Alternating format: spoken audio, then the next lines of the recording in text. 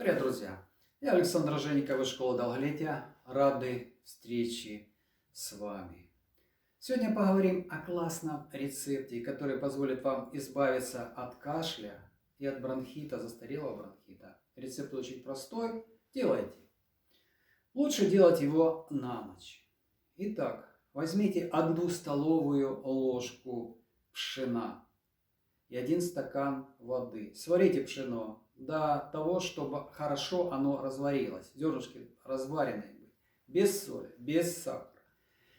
И потом, сидя в постели, скушайте это пшено. Да, еще забыл. Натрите туда, в эту кашу, только сварили, она еще горяченькая. Натрите туда 2-3 зубчика среднего чеснока. Вот. Садитесь на кроватку, хорошо это скушайте все, не спеша. И ложитесь в постель, укутайтесь, и у вас здесь будет хорошо прогреваться и оздоравливаться. На следующий день желательно на улицу не выходить. Для взрослого достаточно сделать один раз одну такую процедуру. Для ребенка 2 раза, 2 процедуры. Вот так вот просто пробуйте.